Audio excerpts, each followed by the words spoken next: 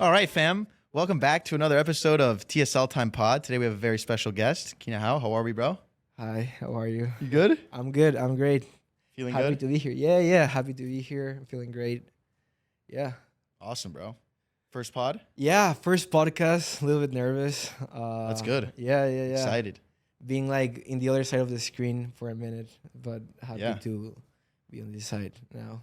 Well, I've always noticed too every time I sit down with an artist or DJ who spent time like in front of big crowds, Yeah. like I can't imagine, like I would probably be like falling, like shaking before getting in front of the on the decks in front of like thousands of people.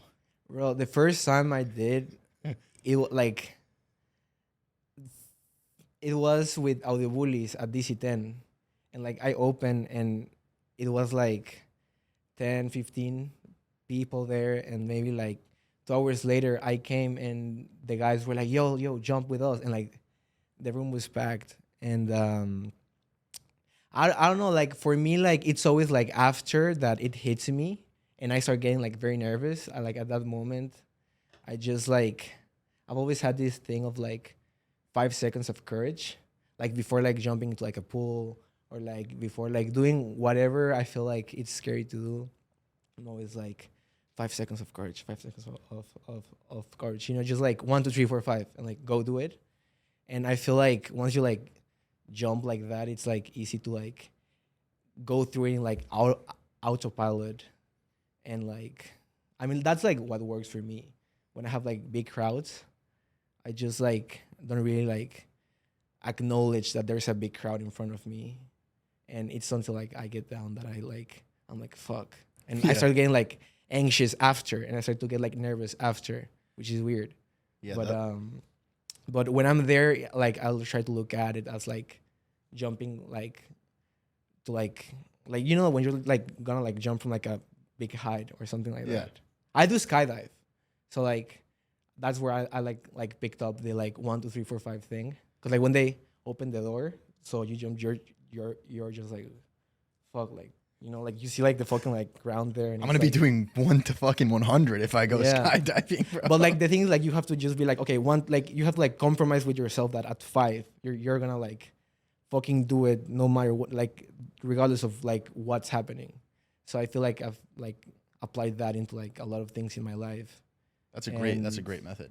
And yeah, I do it like when I play, because if I don't, like I'm like shaking, like I think that happens to everyone though. Everyone's got like their own little strategy to kind of like chill themselves out before doing a performance. Like I did, I finished college and the last class I took was a public speaking course, and the guy was like, every time you get up in front of a group of people and speak, I told him, I was like, bro, my heart doesn't stop racing. Like my throat gets cold, my hands fucking sweat. I feel like I'm gonna pass out. And he's like, bro, that's just your body telling you you're getting ready to perform. Yeah. You're getting ready to, your body's like turning on that switch to deliver something. And same thing used to happen to me. The same thing happened to you? I used to be so scared of public speaking. Yeah. Like I would have like nightmares. I had this class in college that it was like all about talking.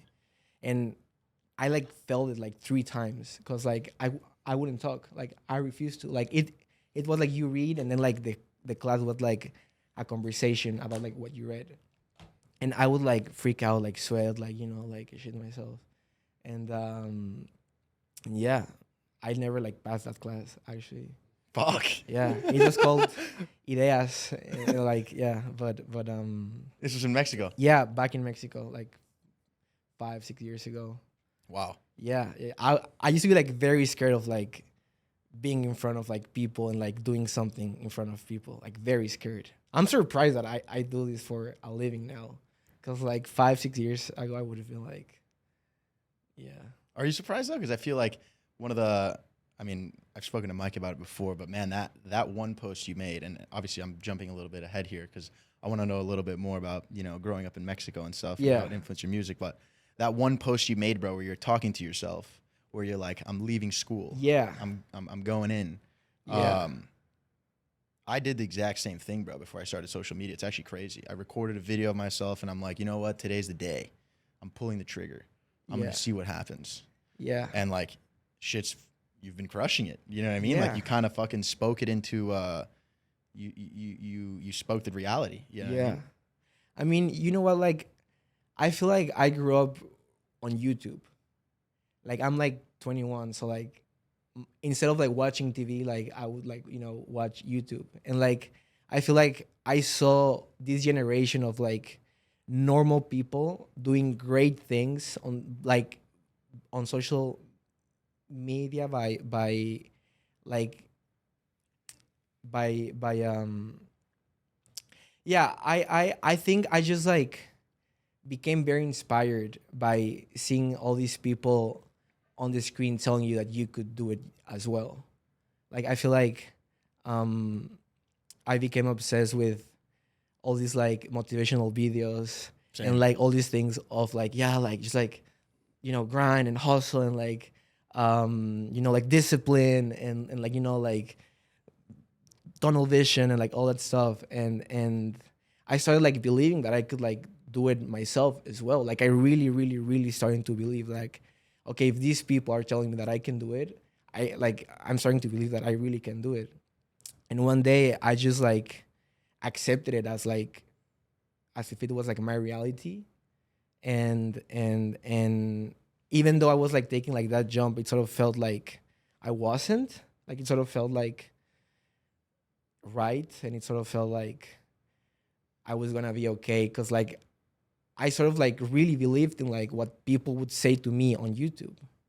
And when I did that video talking to myself, it was just like an exercise or like a practice, because like I had seen like people doing it themselves, and then like 5 years later like posting like the outcome, and I was like, that's gonna happen, so I'm gonna do it. So I did it, and it happened, which was great. Fucking amazing, huh? Yeah. You probably saw the one of Mr. Beast too. I've seen, the one where he's like, oh, like I'll see how many subscribers I have and whatever. Or I don't know who you saw. I've seen so many of them, but those are pretty sick. Yeah. I was like really inspired by the whole like YouTube hustle culture. Although now I think it's like a little bit cheesy, but I feel like back in the day it used to be like really like nice and really like Yeah. like well intended. Yeah. And so you're 21. Yeah. 21. That's pretty crazy, man. You've 2003? 3, yeah. Yeah, it's the same as my younger brother. Really? Yeah. Nice. When you turn 22? 6th of June. Oh, nice. Yeah, Gemini. That's sick. Yeah. I'm not big into the Me neither. astrology. No, you might. Are you? All I know is I'm a Gemini, and I get along well with Cancers. Okay. Most of my best friends are Cancers. Yeah, my mom's a Cancer. Yeah. My mom's Cancer as well. When's her birthday? June 23rd. My mom's June 29th. Oh, okay. I just had to guess that. That's my mom's birthday. Fuck it. They're close. They're close. Yeah. Damn. So 21, bro. That's yeah. You've done a lot already, and it's how is everything feeling? You started off this year, man, with on that same post you mentioned you were back in Mexico. Yeah, I was Mayan back. Warrior. Yeah, for the first time. Since that was my first show in Mexico.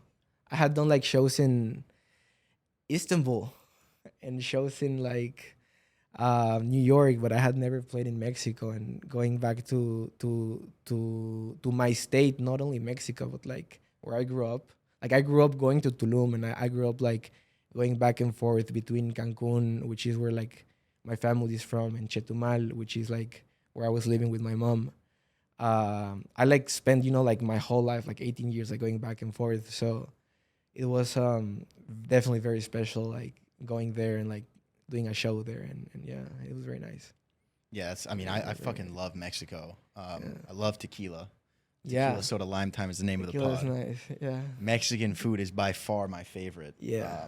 My family and friends even fucking make fun of me because of how much like hot sauce and like habanero and stuff. I have a problem with hot sauce. I have a severe problem. I have a severe problem with hot sauce. They tell me, they're like, dude, you can't even like, how do you even enjoy the food with everything you eat? You put hot sauce. And I'm like, I enjoy it. I love it. When I go back, even my grandma, who's like the one that exposed me the most, hides the hot sauce. Really? Or like she puts a limit on how much I can put, because she's like, dude, no, like you're just like hurting yourself at this point.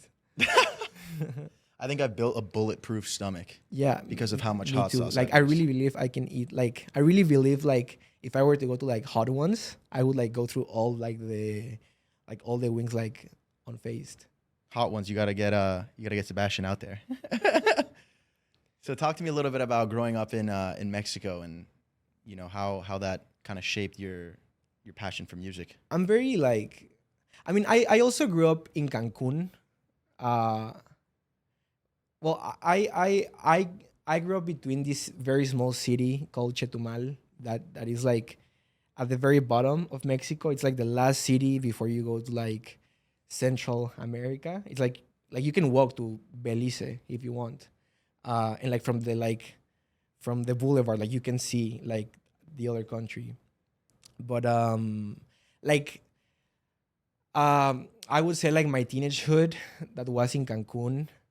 I would say Cancun is like very like different from the rest of Mexico because it's very like Americanized somehow, because like we receive like a lot of like tourists, and I feel like most of the city, I mean not like most of the city because like it's like a fairly big city, but like at least like the part where I grew up, or that I wanted to like be at was always very like party focused, and I really feel like that helped me. Like, I mean, like I started like going to clubs at, like 13, and like I started like drinking and getting like blacked out at 13. And I blacked out at 13 for the and first time. and I'm grateful that happened because I feel like that's how I discovered that I liked being at clubs and you know being like with music loud. So I'm really glad I grew up there, but it was very nice. Like I really like love my culture, and I'm very like proud of it, and I really feel like the way like Mexicans look at the world and look at problems and look at whatever it's going on for us, it's like a very unique perspective from the rest of the world, and I feel like that has really helped me be where I am today. Like for example, like that thing of like giving a USB to someone, or like for example, like when I was in Tulum, this friend invited me for dinner, and I really, really, really wanted to go, but there was like a 2 hour traffic jam in like the where like all the hotels are, and like the I saw this guy that was like coming from the back with like his motorcycle like going like this, and like I stopped him and I gave him like $100, and he like saved me like 2 hours of traffic back and forth. So it was like 4 hours in like 20 minutes. Like that, like those type of things of like just like stopping someone and being like, yo, like, can I like jump on the back if I give like $100 and just be like, okay, like let's do it. Like I feel like those type of things are like that like unique perspective that I don't know, or at least that's the way I see it. That we have from the rest of the world that kind of like has really helped me. I don't know, just like navigate around The hustler mentality, yeah? Yeah. I feel like it's like we're very like regardless of like what the situation is, we always like try to look at it the best way possible, and even if there's not like a good way of looking at it, I feel like we're always like happy, and we're always like trying to find the next day and try to make it better. The positive side of things. Yeah. So yeah, I think that's an amazing thing to have. Whenever you're trying to achieve whatever it is. Because there's always going to be some fucking difficult shit, whether it's getting on someone's motorcycle to get to a dinner. Yeah. That could lead to more opportunities, or producing a track. Or, getting into a club. I'm sure it wasn't too easy to get into some of those clubs at 13, was it? It was. Oh yeah. Surprisingly enough, in Cancun, it really was. All it took was like 200 pesos to like the bouncer, and you were in. It was surprisingly very easy to go into clubs underage in Cancun. Yeah. In Mexico City, I tried once at 16, and it was like in Mexico City, I don't know, it's a little bit harder to get into clubs, but at least like down south in Cancun, it was like very, very, very easy. There was actually this club, Han, that got shut down like 5 times because it was just like full of teenagers. Like you would see like all middle school and high school there, and like everyone was fucked up, and everyone was like drinking, having fun. But I'm glad that happened because like I think that really like helped me figure out. Like that's when I started being like, oh, like I want to like DJ. Yeah. Because like that guy is cool. Like that guy that's DJing there, like that's the man right there. I want to be that guy. Yeah. Yeah. And yeah. I mean, that's also one of the reasons I don't know if you've noticed, but like at least here in the United States, a lot of these universities, like they do like a spring break. Yeah. and Cancun is Yeah. the hotspot. Yeah. So I'm sure some of the local Mexicans out there, I mean, they love it because it's like, Yeah. you know, boosting. It's very fun. It's very fun when it's spring break and everyone comes down, and like we used to have like a lot of fun during spring break in Cancun for sure. And when was is there like a certain memory you recall of when you did see that DJ performing up there at a certain club or party that really made things click, where you were like, I remember this guy Mau Moctezuma, who's like local DJ. He like not local but like from Mexico. He used to play at this club named Daddy.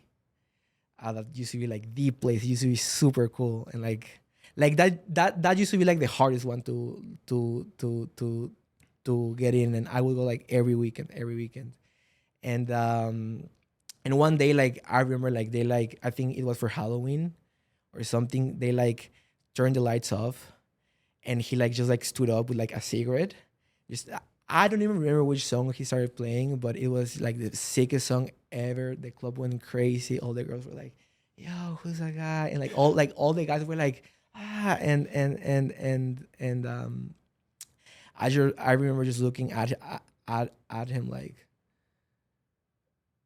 you know like that like Blade Runner look. yeah, I was just like amazed at what he was doing, how he was playing everything. Like he was just like super cool. And I remember just thinking like him, I want to be him.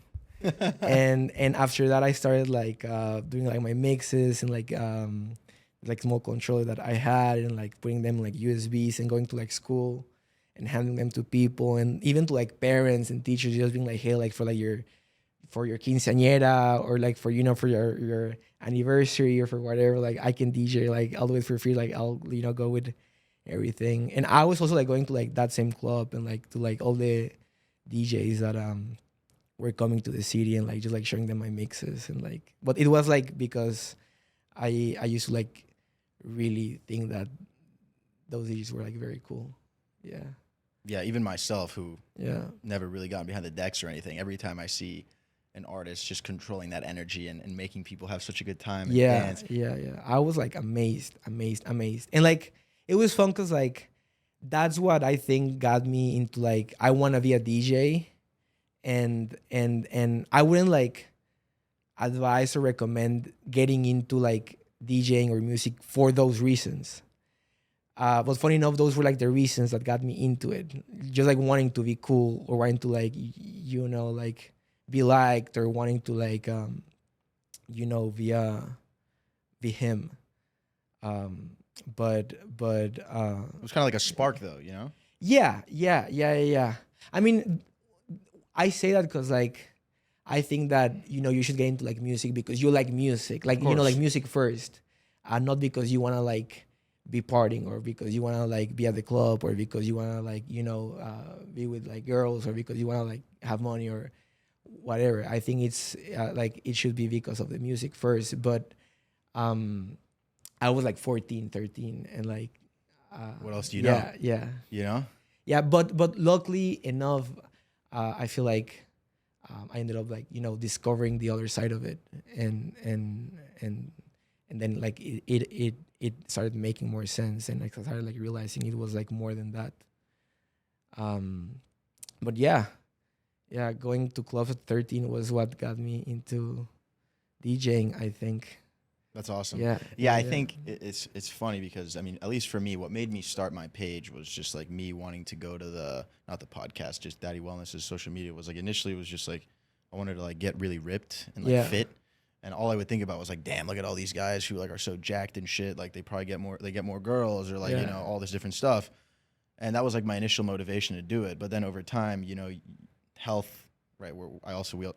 We party, and I still party and do everything, of course. But it's about how you feel, you know what I mean? And at the end of the day. Yeah. And so, music, although initially you see him or whatever it was, like you had a deep desire to create. Yeah. But, that happened more with like producing rather than like DJing. Of course. That came with DJing later. I feel like I fell in love with DJing years after I started producing. Like at first DJing, I wasn't like I was trying it, but I was just like, I don't know, cause like like you're playing like for yourself, and like I never felt like it was the same. So I feel like from 14 to like 19, I like never touched like decks, and I was just like making music. Um, but uh, but yeah. Um, yeah. And you had I mean, last year was a big year. Yeah. Some I big mean, releases, I some feel big like each year collaborations. is I feel like each month it's massive. I don't like I always feel like at one point someone's gonna come and be like, okay, like it's over. Like you can like go back to your house. Like the journey, like um but yeah, I mean it was. But like I was saying, I feel like each month is like bigger than I expect.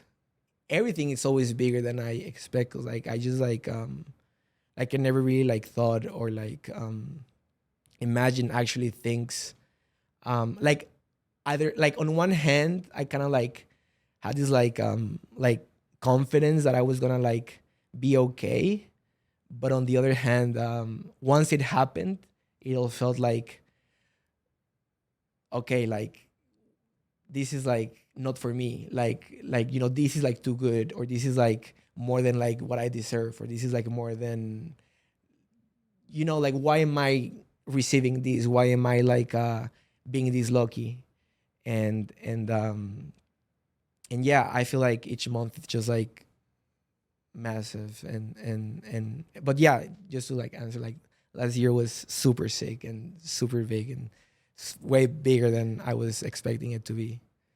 It was a sick year. It was a sick year. Yeah. Yeah, talk to me about some highlights from last year. I mean, that 1 month in May, Mike, was it that we spoke about? You dropped 30 releases, Yeah. 30 Yeah. days. Yeah. Yeah. Has Yeah. anyone else fucking done that? I don't know. Ross, but not every day. Um. Yeah. I mean, that was an interesting month. I think that That was in May? yeah, that was May last year. We I just had like a lot of music. Like I don't really like make music to like making music has always been like just like fun for me, and it's something like I like still look at as a hobby. Like I like sit down and I'm excited, and like um um it's something that really like I look forward to, and I think the reason why I look forward to it every day is because I feel like it really, like it has always been like some sort of like canvas of like how my day is going. Not necessarily like if I'm sad I'm gonna make like a sad song, but I feel like one day I'll like wake up and do like a club beat, and one day I'll wake up and do like I'll try to do dubstep because like why not, and like one day I'll wake up and try to do like something super minimal, and like one like each day like will be different just because like each day I wake up and like I'm not feeling the same every day. So it's like hard to do the same every day. And like I think that kind of like led over years to have like a lot of music that didn't really like made sense in like the usual places, because it was just like, like that keeps being my process when I make music. I just like go sit down and like I fuck around. Like I don't really like Yeah. have I don't like sit down thinking, oh, I want to like be on this label, or I want to like be at this club, or like be played by this DJ. I just like do it. Um, so we didn't like really knew what to do with all that music, because like after like 7 years, like I just had like a lot of music, and we sort of thought it would be like exciting to just self-release it and do it like one each day rather than like one album, or like one each month, like because it was also like so much that it was like it also like makes sense if um we just like choose 30 and do like one each day of the month. But it was like a very exciting project, and I really look back at that project with a lot of love, because that was kind of like my journey. Like all those were like 25 of those records I did when I was like 15, 16, 17, 18. So it was all like before I started um like getting like played by more DJs or even like playing myself. So it's all like kind of like my journey from learning to produce. Although like those records were like ones I already like knew how to, but that's sort of like I look at that as like my like my bolt of who I was during that teenagehood, and I'm like very proud of that body of work. It Yeah, was that's amazing. a sick one, yeah. It must be interesting to listen to it front to back from like your perspective. Yeah, Because it tells a story. yeah, You know? yeah. And like each song, like there's like a song I did with like like the voice note of like this girl, like the first girl that broke my heart, and this other voice note, this other one that I did with like a conversation that I recorded with my grandma. This other one that I did when I was like 15, which was like the only good song I made when I was 15. And like each song really has a moment in time that I really like look with a lot of love. So I'm happy that there's like a song for each one of those memories, and it's very nice to like go back to them and it's always like going down memory lane when I listen to those 30 records. Yeah, and I've been like lately like re-falling in love with them because like like when you do them and you put them out, you're like playing them, like you're listening to them, you kind of like get like Yeah. but like now, so like taking like a read it, and like that's in general with like all my music, like with all that I do. Um, lately I've been like going back to them, and it's been definitely like a nice adventure, like go down that route for sure. You ever drink a little bit of tequila before putting some sounds together? Oh yeah, dude. Once I was in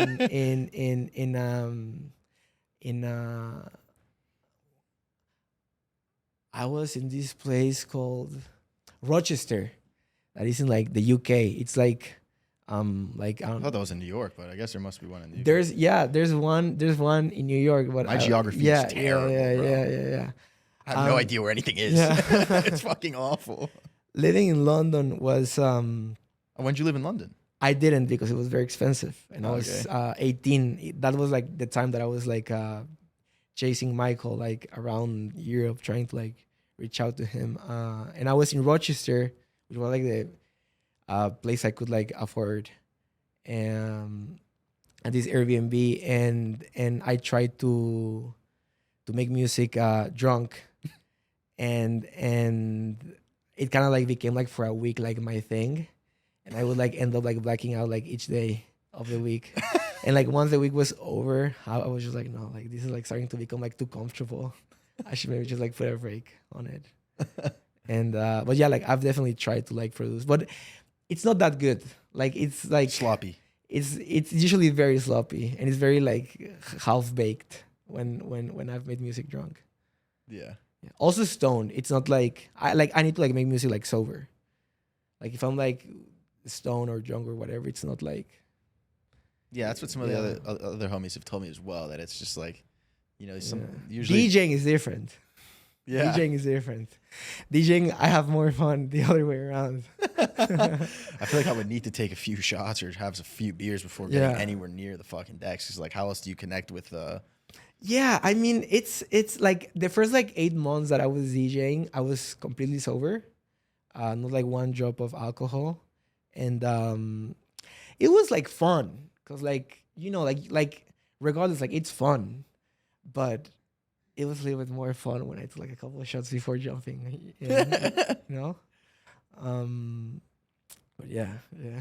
And you mentioned you were chasing around Bibi for a while. Yeah. When did this begin?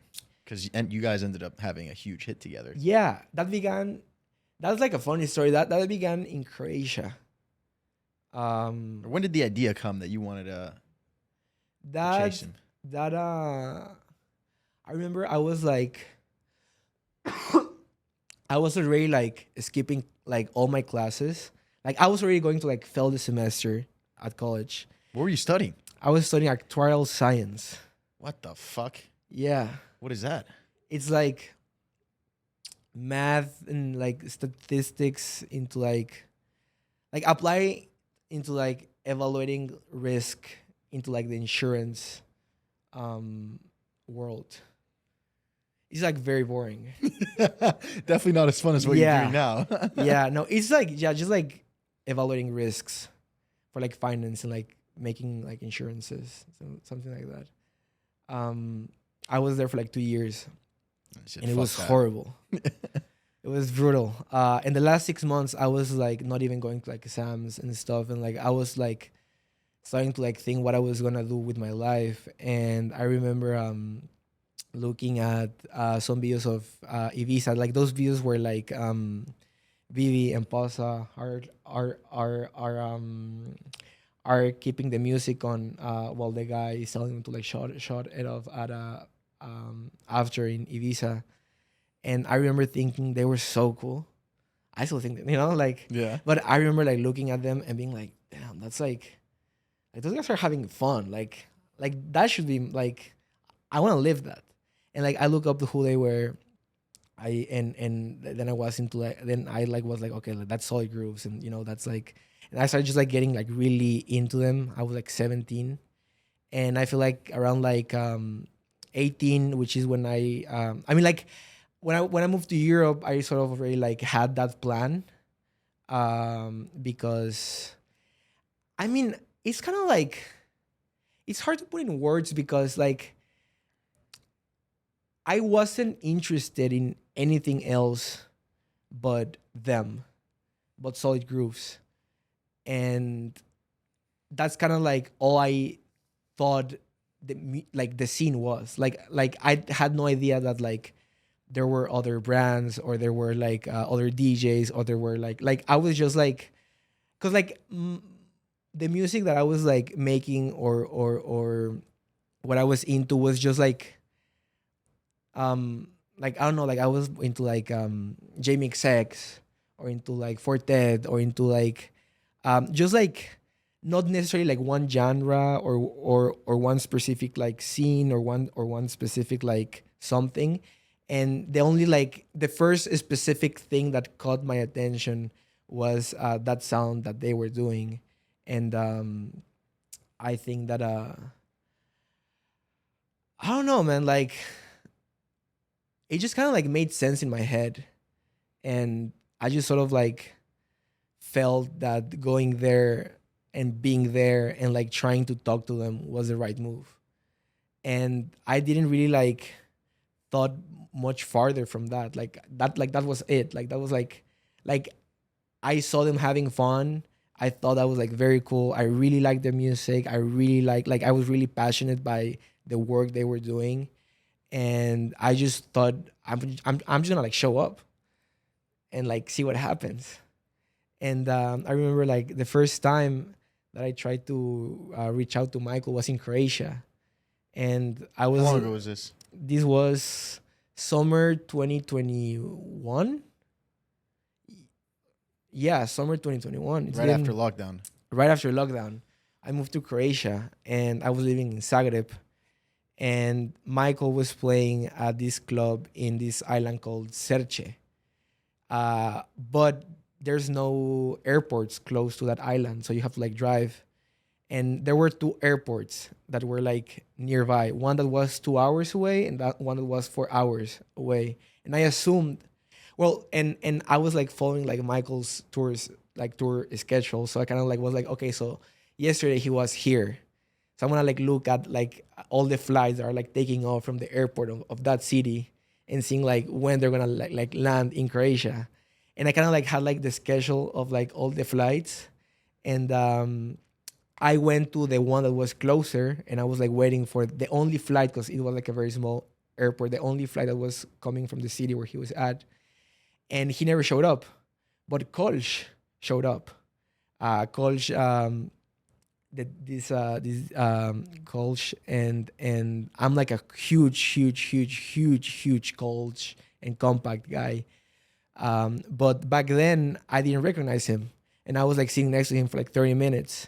And then because he was playing with Michael, like they were on the same lineup for that day. And the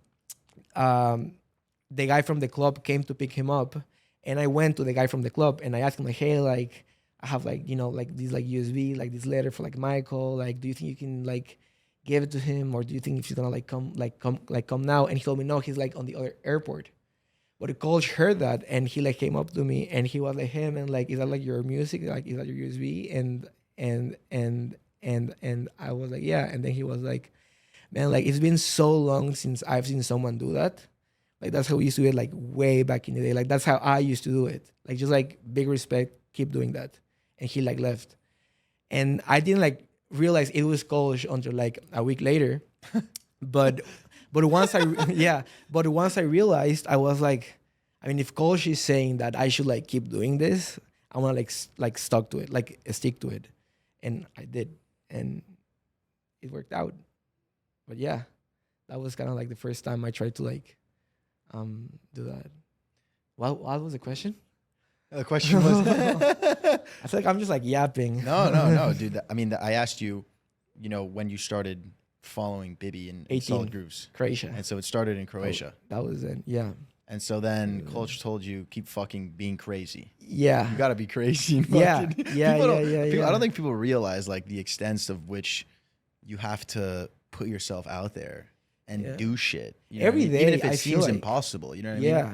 Most people would probably think like, there's no way I'm gonna run into anybody or get lucky. But you made you created your own luck, you know? Yeah. And I feel like for everything, and I feel like that's something that every day, like, and for every like stage of my life, I feel like I still look at life that way. Yeah. And you know, like how you say it, like and like going back to that question of like how it was like growing up in Mexico, I feel like, you know, we don't like it's very different than like growing up than what I now, you know, like the first time that like I went to like Europe or that I came to the States, like it's been like fuck, like wow, like, you know, like there's like cities like this and, you know, like countries like this, and, you know, like people don't have to worry about these type of things. And like I remember like the first time that I like went to the Netherlands, I was just like shocked of like how like good everything was. Like everything was like so good. And I was super shocked at the fact that like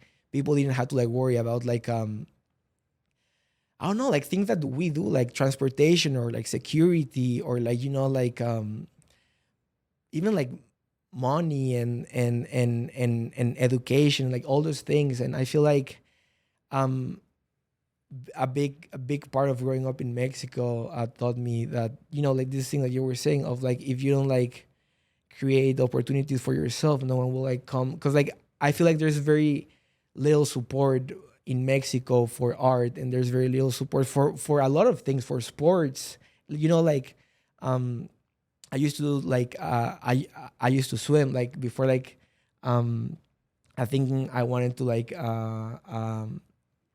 be before seeing music as like my end goal. I thought that swimming was going to be like my thing. I used to be like really into swimming. Like, that's like the only sport that I watch. You good at the butterfly? Nah. No. But like, you know, when like I can see you fucking just going. You know? Well, when like the Olympics come, that's like the only sport that I'm excited. Like that's the only sport that I like sit down and watch, like swimming. Like people swim. I really love that. I'm fucking terrible at swimming. Yeah. Bro. I'm not that good. That's why I do music. I did a triathlon once and didn't practice for the swimming. And they had like these like kayaks out in the ocean that you could like go hold on to in case you thought you were gonna drown. Yeah. And the whole time I was swimming, I was like, I might need to go fucking hold on to that shit. I can't float, to be honest. You're not very aquatic? I'm not aquatic, bro. No. My friends call me the fridge every time I get too fucked up, because I just like will stay put and like not really move. And so I feel like that kind of like happens to me in the water. I feel like I'm just completely out of control. I was just slow. I was very slow. I was super slow, bro. So sorry, I didn't mean to cut you off. I was so slow. So you thought you initially thought you were gonna get into swimming. You would really enjoy it. Yeah. But well, I remember seeing like how difficult it was for a lot of like for everyone just to like go to swim meets and go to competitions, and like how like other countries would like support in many ways their athletes, and how like in Mexico there like that support wasn't there, and it was like either the parents or like for example like if you wanted to like when it was like a meet that we had to go, and it was like outside of the States. Like we would like go and like sell like candies at school, and like go and like sell like tickets for like a raffle or something. Just like think of like whatever possible thing we could do to like make money so we could all go. When we would like go like representing like our state or like our country. And I feel like that idea of like nobody's gonna come and like save you, nobody's gonna like come and give you something unless you go and like you grab it for yourself. I feel like that's kind of like, I don't know, that's what's kind of like the mindset then, and it's kind of like the mindset always. That makes complete sense. Yeah. So I mean, although you didn't end up fucking swimming and you were pretty slow, Yeah, there's some very big, fucking slow. big lessons from it, huh? And Yeah. what it took to get to those certain places, and do we have to Yeah. apply it to what you're doing now? Yeah. So then after you had that convo with Coach and he told you keep fucking Yeah. doing what you're doing, when did you first have your interaction with Bibi, and when did you get to meet him after following him around? It was in Amsterdam. It was How long after this interaction? maybe like 5 months later. So the story was I was in Amsterdam 5 months after the college thing, and Solid Grooves was doing their AD party, and it was at this like massive warehouse, like sick place in like Amsterdam North, and I went there. That was the first time I went to a Solid Grooves party, and I was nervous before going because I was like, "Will I like it? Like, is this like really my thing?" I wasn't sure if like, 'cause, like I had never seen it like firsthand. And like I pulled up and I like knew I was like right home. Like I was like, yeah, like this is like this is where I'm supposed to be. And I went there, but I had no ticket because I was like living like the band life, and I couldn't like pay like 50, 70 euros to like go in. So I was just like outside doing like my modus operandi was like I'm gonna like try to find the artist entrance, kind of like wait around there, and when like Michael is on, I'm gonna like just like trying to like be there and see if I can like see him. And I was there, like I think I found that entrance, and I was there, and I kept like the staff coming in and out, and I remember the guys that were helping with the garbage, they were just like drinking and smoking, and they were all like very young. And I kind of like woke up to like the guy that I thought was like the leader, and like I just like told him my story. Like I was like, dude, like I come from Mexico, like I have no money. I wrote this letter with like some of my music. I just want to like give it to Michael. I just want to go in if you can like help me somehow. And he was like, dude, like I got you. And like one of those guys exchanged clothes with me. Clothes? Yeah, clothes. He gave you the uniform. Yo. Yeah. They gave me the uniform, and he was like, just follow me. So like I like got in with them. Once we were in there, we like exchanged, and I was like, thank you so much. Like you're like the best. Like thank you so much. Fucking legend, this guy. And, like once I was there, I was like, I didn't thought I was gonna get this far today. So I just sort of thought like, okay, I'm gonna like go like look for Michael. And I remember he was playing Hanging Tree when I was like entering his stage, and it was like the most like cinematic, beautiful, like it was like some like Renaissance like painting, because it was like thousands of people. The booth was like so packed, and everything was dark, and there was just like one light pointing like right in the middle, and it was at Michael. It was like the biggest aura I've seen in my life. I was just like, wow, like that's Michael. It was just beautiful to see, beautiful. Like I still like have it like perfectly here. It was just like a beautiful thing to see. And once I saw that, I got like super hyped. I was like, yeah, like that's Michael, that's him. Like I'm seeing him. And I started thinking, okay, if I can like find where they're coming in and out, maybe I can like sneak in, like the people from like the backstage. And I had no idea where that entrance was, so I thought I'm gonna just like go to the front as close as I can get to the stage, and maybe there I can see it. And I got to the front of the stage, and I could and I saw where people were like walking to like go on stage, and I remember like one of the speakers was like higher than me, and one of the bouncers was like on my side, and then he would like go like around this around the speaker, and he and when he was around the speaker, he couldn't see me because like I was like shorter. And This is out of a movie. and I started thinking like 5 seconds of course, like 5 seconds, like I just started like hyping me up, like saying that, and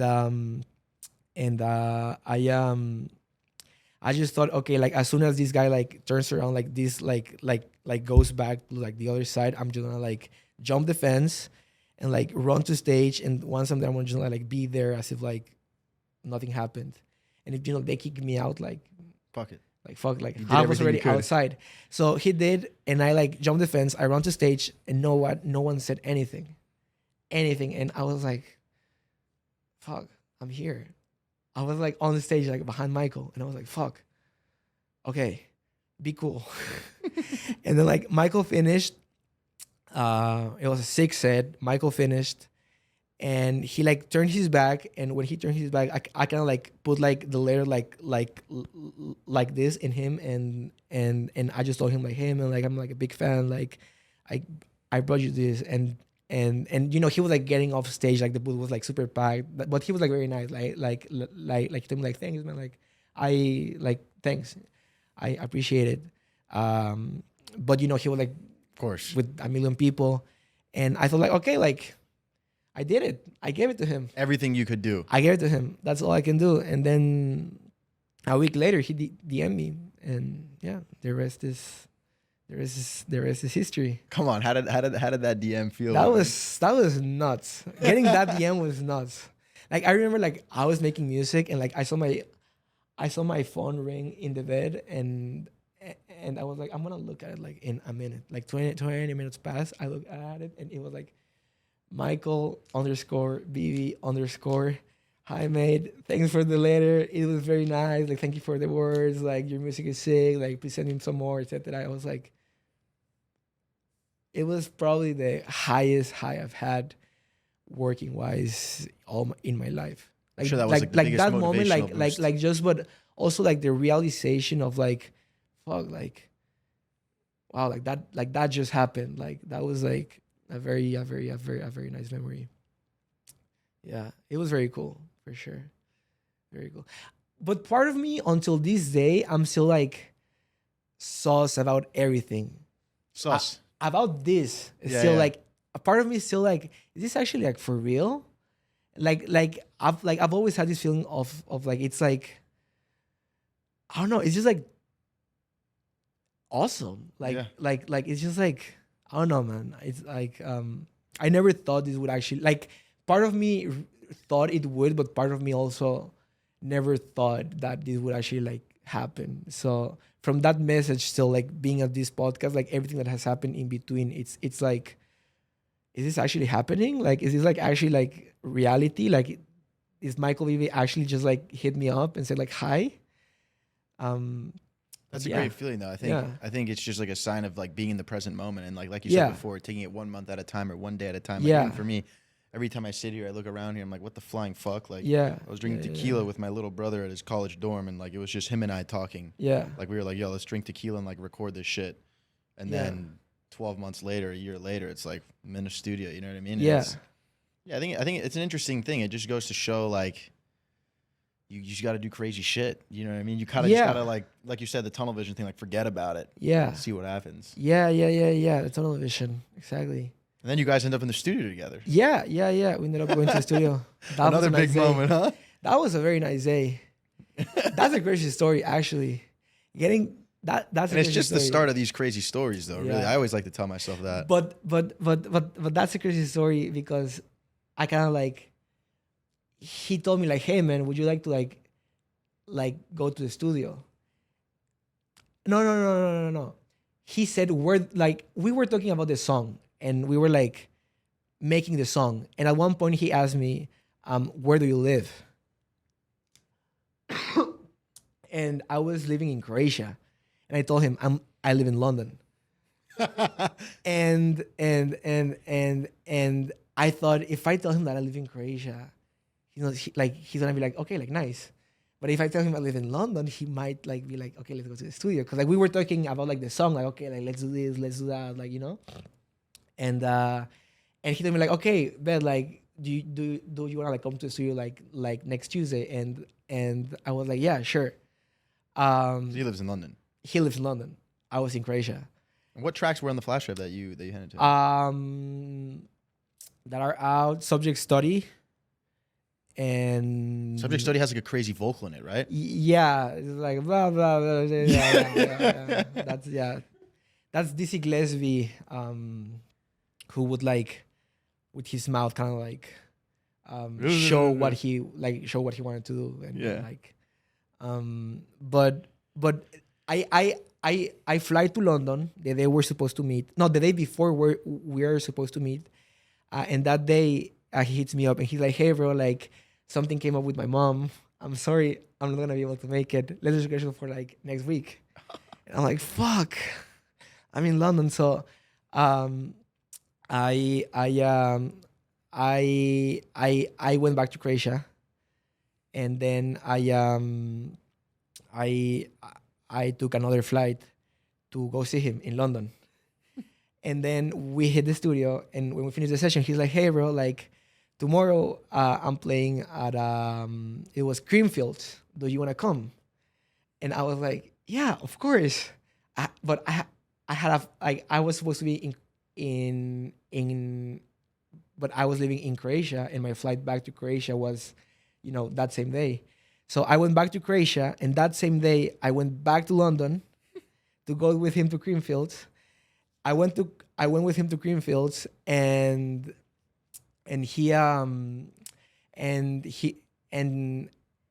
when the festival finished, he was like, "Hey, man, like, where do you live?" I gave him like a random address, like just drop me off here. They drove me off like at a random place, and I was like, man, thanks, yeah, like okay, bye." And once he left, I just like went on like the bus, like the airport, and went back to Croatia. So in like the span of like 1 week, I went like 3 times to London. How long after that did you tell him? Fucking maybe like a year and a half later. I told him that story. Yeah. And so then you guys were in the studio, and what was the song that you guys were working on? Different Side. Yeah, that is song. Massive. Yeah. And did you feel it when you guys were in there together that this was yeah, it was a spicy one, huh? Yeah. We felt it for sure. It was a very special moment being in the studio working on that one for sure. It was one day. Well, I kind of like in the USB, I had like like a very raw draft that then he like tweaked, and then I kind of like sent it back, and then I sent it back to him, and then we met in the studio, and then he worked on it more on his own, and then he sent it back, and then he finished it, and then that was kind of like it. But it was like maybe like from the moment I started the idea of the song till he finished it, it was maybe like 8 months worth of like work. Traveling everywhere. Yeah, traveling everywhere. But yeah, it was like 8 months of like back and forth and like seeing here, seeing there, like what was gonna happen with the song. But it ended up like working good. Yeah. What an insane full circle moment, bro. That's so sick. Yeah. It was very sick for sure. It was very, very, yeah. I mean, like I was saying, like it's like unreal till this day, even though it's been like a couple of years now. Everything is just like unreal. Yeah. So from that moment that you described as like a Renaissance painting where you saw him at 80E. Man, that was beautiful because he was playing like Hanging Tree, and it was like, are you going to? Man, it was. And now you're there, bro. Nah. No, well, I'm not saying like you're there, but I'm saying like you've been in that spotlight. You know what I mean? Yeah, metaphorically, right? Yeah, playing Space. Yeah, you're playing Mayan Warrior. Yeah. You're playing these unbelievable venues. How does it? How have things been feeling, man? I mean, obviously you've mentioned that it still feels surreal and stuff, but I mean, last year was crazy. This year's probably gonna do this more crazy shit. Yeah, I mean, I try to like not look at it as like that important. I try to look at it as like, not that it's not important, but I feel like, it's important to look at things as like, okay, like, yeah, like that was cool, but it's like a moment. Like that's not like, um, like my life is like my friends, and my life is my family, and my life is, Of course. like the people that I love, and the people that take care of me, and the people that I take care of. That's like, The essence. that's my life, my music, like me being in the studio, me, getting those like highs at the studio when I make something that I'm excited about. Like that's what I think my life is. Those are like very cool moments that of course I'm like very, very grateful for, and very like, yeah, just like genuinely very grateful for. Um, but you know, I do it, I have fun, I enjoy it to the best of my ability. But other than that, I try not to like think about it much, or be Yeah. like, oh, that was, I try to, keep it chill, keep it Yeah. like, yeah, Yeah, I think remaining humble is like yeah, so important, no matter like how much success comes. But yeah, I yeah, yeah, can't yeah. It's cool though. It's very you cool. can't It's deny the very cool. fact, It's man. very cool. It's very cool. How It's is it very like cool though. It's being very in cool the though. booth at Space, Very bro? cool though. Man, you know what? Like I just like played it 2 days ago. It happened. I don't even remember. It happened so fast. It happened so It's like fast. you enter a flow state and everything just Yeah. stops, It right? happened so fast. Like I do have like a couple like it's like weeks after I finished that I start like getting like flashes back, but it always happens so fast. The anticipation is always so big, and when it goes well, it's like so sick once you're done. That middle point, it's always like this. And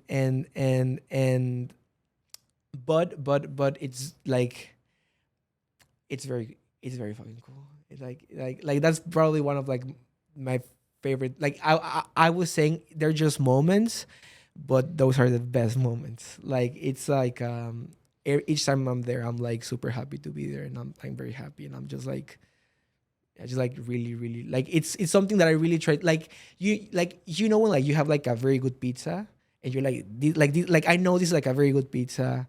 Like I'm really gonna like enjoy each and every single bite of this pizza.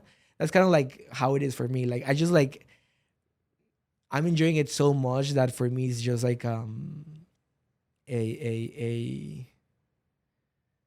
yeah, it's just like, Moment, yeah, like something very tasty, something like, oh, Yeah. it's just good, man. It's just Yeah. very good. It's just very good. I really feel at peace when I'm there. Like when I'm there at the booth, I really feel like at peace. I really feel calm. I really feel like good, and it's something that I really enjoy. Yeah, because It's hard to explain. I don't know. 100%. Like you have to like be there and For like be sure. like doing it. Like no, Yeah. I don't know how to like put it in words properly. Yeah, everybody describes it in like a very unique way. It's a Yeah. different experience for every artist, DJ. Yeah. Yeah, this year, you have any big plans coming up? Any releases that? Yeah. There are 3 releases that I'm like very, very, very, very, very, very, very, very, very excited. I have like this remix for Cirque du Soleil. I'm like that I'm like super. Is this like very like 70s song called Selma. Um um I don't want to say the wrong country, but from a country in Africa. I don't want to say the wrong country. Fuck it. Um, I think it's no. I'm not You gonna can say cut the it wrong out otherwise country. if you want. Give a But wild guess. that's that song, and I'm very, very, very, very, very excited about that song. I feel like that's probably like one of the favorite songs that I've done myself. I have a song coming out on Crust and Rebels that I'm very, very, very excited about. I've been like looking up to that label for years and years and years and years, and I really love Damien, so that release like I'm very, very, very excited about. And I have another one coming out on Solid Grooves soon, which I'm also. I mean, that's like that's uh that's home. And so I'm like very, very, very, very happy that that song is coming out on that label. When are these releases in the next coming month, summertime? Um, I'm not really sure. One of them is coming out on summer. The other two I have no clue. But I guess summer. I don't know. Yeah. Doesn't really matter. Doesn't matter. They're coming out. They're coming.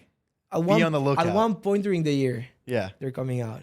And you got a few shows left in April. No, you're doing New York.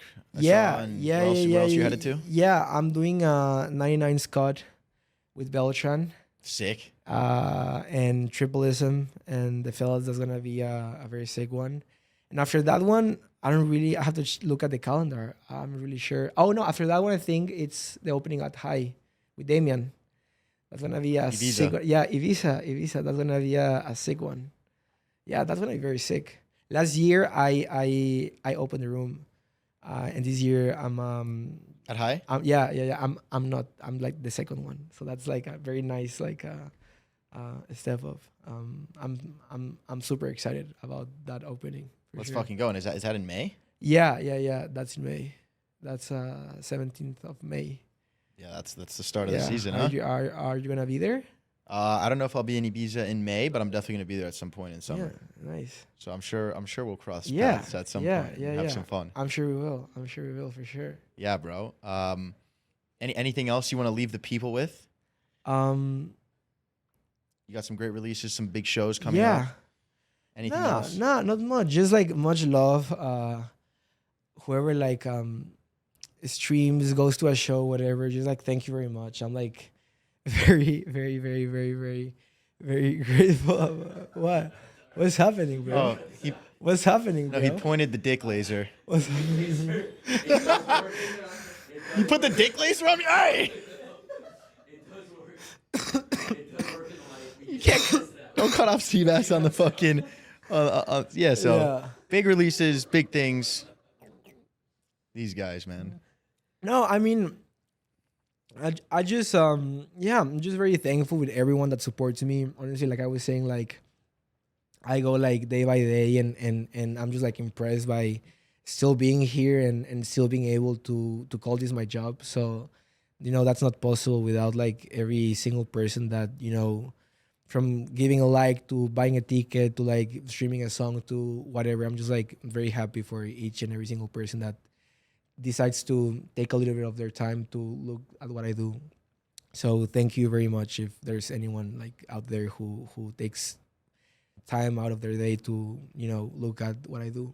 So yeah. Fuck yeah, bro. Yeah. Well, thank you so much for coming on. Thanks to you for having me. It was a brother. great time. Yeah. Make sure everyone go check out your socials. Yeah. We'll put them in the description. Yeah. Music, everything, and Yeah. And yeah. Do you wanna potentially? So you're gonna be at High in May. Yeah. If one viewer drops a comment, Yeah, for sure. do you want to give them a free ticket? Yeah, for sure. What do you want them to comment? Pick whatever you want. Dick Laser. Dick laser.